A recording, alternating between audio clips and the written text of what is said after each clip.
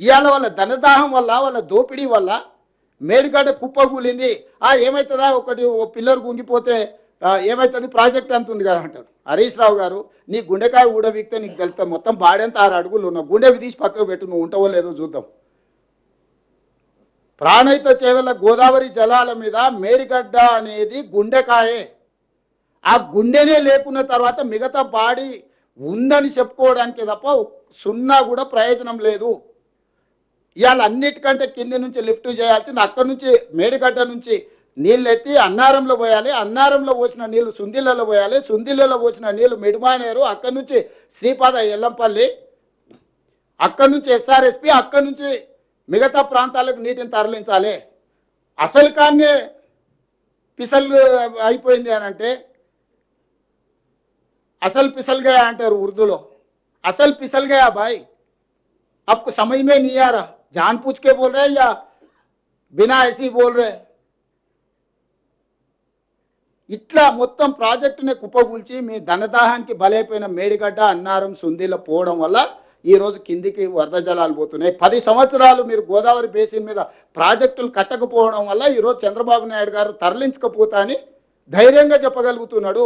10 సంవత్సరాలు కృష్ణా బేసిన్ మీద మీరు ఏ ఒక్క ప్రాజెక్టు పూర్తి చేయకపోవడం వల్ల నువ్వు సంతకాలు పెట్టి తెలంగాణను మోసం చేసినావు. 811 టీఎంసీ నికర జలాలు ఆనాడు ఉమ్మడి ఆంధ్రప్రదేశ్కి కేటాయింపులు జరిగితే నువ్వే 2015లో పోయి సంతకాలు పెట్టినావు. మా తెలంగాణకు 299 టీఎంసీ చాలు, మీరు 512 టీఎంసీలు తీసుకెళ్ళమని. పోనీ అదే అనుకుందాం, ఆ 299 టీఎంసీలు అన్న 10 సంవత్సరాలలో ఎప్పుడైనా వాడినవా? మొన్న మొదటిసారి మేము వచ్చినాక 286 టీఎంసీలు వాడినవా? ఈ 10 ఏళ్లలో నువ్వు కల్వకుర్తి కానీ, భీమా కానీ, నెట్టంపాడు కానీ, కోయిల్సాగర్ కానీ, ఎస్ఎల్బీసీ కానీ, పాలమూరు రంగారెడ్డి పూర్తి చేసి ఉంటే కనీసం నువ్వు చేసిన దుర్మార్గానికి ఆ నీళ్ళను వాడుకునేటోళ్ళం కదా.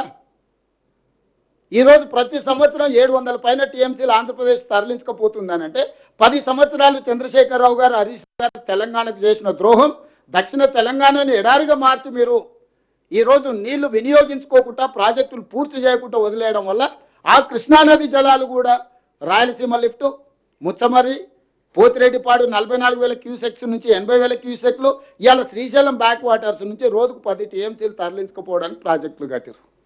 10 ఏళ్లలో 2 పల్లికలు ఇచ్చుకుంటూ కూర్చున్నారు. మొత్తం కలిపితే కల్వకుర్తి, రంగారెడ్డి ఏ ప్రాజెక్టు కలిపినా 2 టీఎంసీలు కూడా మనం లిఫ్ట్ చేసుకోలేకపోతున్నాం. ఇది తెలంగాణ దీనమైన పరిస్థితి.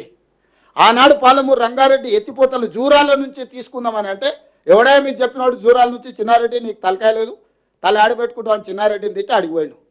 జూరాల అనేది హెడ్, కృష్ణానది జలాలు మొట్టమొదట అలంపూరు జూరాల దగ్గర ఎంటర్ అయినట్టే తెలంగాణకు తీసుకుంటే శ్రీశైలంలో బ్యాక్ వాటర్స్లో పోతిరెడ్డిపాడో లేకపోతే రాయలసీమనో ముచ్చమర్రో తీసుకోవడానికి అవకాశమే లేకపోతుండే. ఈరోజు జూరాలలో ఎంటర్ అయిన కర్ణాటక నుంచి వచ్చిన నీళ్లు అలా తిరిగి రాయలసీమకు పోయి మళ్ళీ తెలంగాణకు వస్తున్నాయి. అక్కడి పోగానే వెనకటికి నంద్యాల ఘాట్లో దారి దోపిడీ చేస్తాం, లారీల లోడ్ పోతూనే ఉంటుంది, లారీ చిన్న పోతూనే ఉంటాయి, పైనుంచి సంచులు మాయమైతేనే ఉంటాయి.